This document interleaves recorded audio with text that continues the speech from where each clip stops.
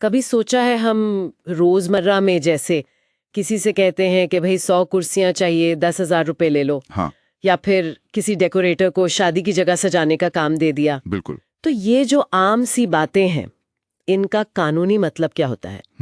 आज हम इसी पे बात करने वाले हैं। मतलब ये कॉन्ट्रैक्ट या अनुबंध असल में है क्या, और उसे निभाना, उसका परफॉर्मेंस या निष्पादन, उसका क्या मतलब है? हाँ हमारे पास जो जानकारी है वो इन्हीं कॉन्सेप्ट्स को आसान बनाने की कोशिश करती है। तो लक्ष्य यही है कि समझें कि अनुबंध क्या है और उसे पूरा करना क्या होता है। और देखिए, ये समझना ना सिर्फ वकीलों के लिए नहीं है, हम सबके लिए जरूरी है। सही बात है। क्योंकि रोज ही हम कितने अनुबंध करते हैं, खरीदते हैं, बेचते हैं, नौकरी करते हैं। हाँ, सेवाएं लेते हैं, सब इसी में आता है। बिल्कुल। इन्हें समझेंगे तो अपने अधिकार, अपनी जिम्मेदारियां, वो सब बेहतर पता होंगी। तो फिर शुरू करते हैं। सबसे पहले ये अनुबंध की प्रकृति क्या है?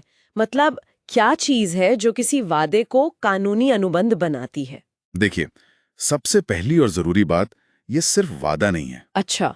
ये कानून की नजर में लागू करने लायक होना चाहिए। मतलब अगर कोई मुकर जाए तो आप कोर्ट जा सकें। जैसे वो कुर्सी वाला मामला, अगर पैसे तय हुए, कुर्सियां तय हुई, तो ये कानूनी समझौता है। एग्जैक्टली। और यहीं पर ना वो बात आती है कि हर वादा अनुबंध नहीं होता। हाँ, ये दिलचस्प है। क्यों नहीं होता? क्योंकि कई वादे सामाजिक होते हैं। दोस्त को चाय पर बुलाया, ये अनुबंध नहीं है। ठीक है। फिर जरूरी है कि दोनों पक्षों की मर्जी हो, मतलब कोई दबाव ना हो। हाँ, वो स्वैच्छिक सहमति वाली बात। बिल्कुल।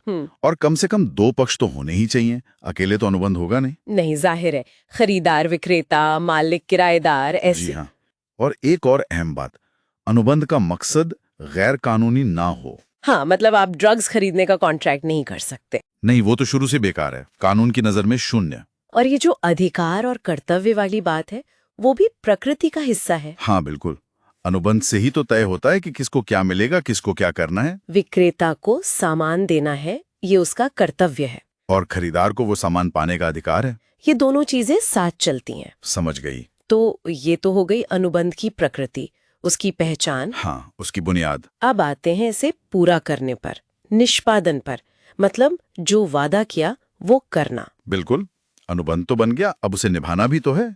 इसी को कहते हैं अनुबंध का निष्पादन। तो ये कैसे होता है? क्या इसके भी अलग अलग तरीके हैं? हाँ, मोटे तौर पर 2 तरह के होते हैं। पहला है वास्तविक निष्पादन। वास्तविक मतलब दोनों ने अपना अपना काम कर दिया। आपने पैसे दिए, मुझे कार देनी थी, मैंने दे दी, बात खत्म, अनुबंध पूरा। ठीक है, ये तो सीधा है। दूसरा थोड़ा अलग है, उसे कहते हैं प्रयासित निष्पादन, या फिर टेंडर भी बोलते हैं। प्रयासित, कोशिश वाला। हाँ, एक तरह से। इसमें एक पार्टी अपना वादा पूरा करने को तैयार है। हाँ। वो पेशकश करती है। अच्छा। लेकिन दूसरी पार्टी उसे कबूल नहीं करती। उदाहरण के तौर पे, मान लीजिए मैंने एक पेंटर को घर पेंट करने के लिए बुलाया। वो तय दिन पर सामान लेकर आ गया, पर मैंने उसे अंदर ही नहीं आने दिया। ओह, तो पेंटर तो तैयार था। हाँ, उसने अपनी तरफ से कोशिश की, पेशकश की। हाँ। इसे कहेंगे प्रयासित निष्पादन। तो ऐसे में क्या होता है, पेंटर का क्या? अगर पेंटर ने सही समय पर सही तरीके से पेशकश की थी, तो वो अपनी जिम्मेदारी से मुक्त हो सकता है। मतलब अब उसकी गलती नहीं मानी जाएगी। हाँ, और इतना ही नहीं, वो आपसे हर्जाना भी मांग सकता है, क्योंकि आपकी वजह से अनुबंध पूरा नहीं हो पाया। अरे वाह, ये तो जरूरी बात है। जी, हालांकि एक केस पर निर्भर करता है, पर सिद्धांत यही है। ठीक है। और इस निष्पादन के, इसे करने के कुछ नियम कायदे भी होंगे? हाँ बिल्कुल, कुछ बेसिक नियम हैं, जैसे काम ठीक वैसा ही होना चाहिए जैसा तय हुआ था। मतलब क्वालिटी वगैरह सब? हाँ बिल्कुल। आप कह रहे हैं लाल रंग करना है तो नीला नहीं चलेगा, जब तक कि आप खुद ना मान जाएं। ठीक। और अगर अनुबंध में समय बहुत जरूरी है, जैसे वो शादी की सजावट वाली बात। हाँ, वो तो टाइम पर ही चाहिए। बिल्कुल। तो फिर काम समय पर ही पूरा होना चाहिए। देर हुई तो हो सकता है अनुबंध ही टूट जाए। और अगर कोई ऐसा काम हो जिसमें किसी खास इंसान का हुनर चाहिए, जैसे कोई बड़ा आर्टिस्ट पेंटिंग बनाए? बहुत अच्छा सवाल। अगर कॉन्ट्रैक्ट व्यक्तिगत कौशल पर आधारित है, तो वो इंसान अगर भगवान न करे मर जाए या काम करने लायक न रहे, तो अनुबंध वही खत्म हो जाता है। उसका बेटा या कोई और वो काम नहीं कर सकता। अच्छा, मतलब वो काम उसी व्यक्ति से जुड़ा था। हाँ, लेकिन अगर काम ऐसा है जो कोई भी कर सकता है, तो वादा करने वाले की मृत्यु पर उसके कानूनी वारिस को वो पूरा करना पड़ सकता है। समझ गई। तो निष्पादन कौन कर सकता है? या तो वो खुद जिसने वादा किया, हाँ, या उसका कोई एजेंट जिसे उसने अधिकृत किया हो। या फिर कानूनी वारिस, अगर व्यक्तिगत कौशल का मामला ना हो। बिल्कुल सही। तो जब दोनों पार्टियां अपना अपना काम कर देती हैं, तब क्या माना जाता है? तब हम कहते हैं कि अनुबंध का निष्पादन द्वारा समापन हो गया, मतलब डिस्चार्ज बाय परफॉर्मेंस।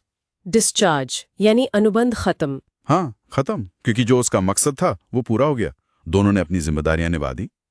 जैसे वो डेकोरेटर वाला किस्सा, समझौता हुआ, वो प्रकृति थी, फिर सजावट हुई और पेमेंट हुई, ये निष्पादन। और बस अनुबंध सफलतापूर्वक समाप्त, कहानी खत्म। तो कुल मिलाकर बात ये हुई कि अनुबंध की प्रकृति जो है वो उसकी कानूनी पहचान है, उसकी नींव है। हाँ। और निष्पादन उस नींव पर जो वादा बना था उसे हकीकत में बदलना है। बिल्कुल, दोनों ही बहुत जरूरी हैं। एक के बिना दूसरा अधूरा है। और यही से ना एक दिलचस्प सवाल भी उठता है। क्या? मान लीजिए काम लगभग पूरा हो गया, पर एकदम 100% वैसा नहीं हुआ जैसा तय था। थोड़ी सी कमी रह गई। जैसे? वही कुर्सी वाला उदाहरण लें। 100 में से 98 कुर्सियां एकदम ठीक हैं, पर 2 में हल्का सा स्क्रैच है, बहुत मामूली सा। हाँ, हो सकता है ऐसा। तो सवाल ये है कि क्या कानून ऐसी छोटी मोटी कमियों को नजरअंदाज कर देता है, या फिर बिल्कुल जैसा कहा था वैसा ही चाहिए? इसे कहते हैं पर्याप्त प्रदर्शन या सब्सटैंशियल परफॉर्मेंस। अच्छा, ये भी एक कॉन्सेप्ट है। हाँ, और कानून इससे कैसे निपटता है, ये अपने आप में सोचने वाली बात है। हमेशा 100% परफेक्शन जरूरी है या एक उचित स्तर का काम काफी है? ये सोचने के लिए एक अच्छा बिंदु है।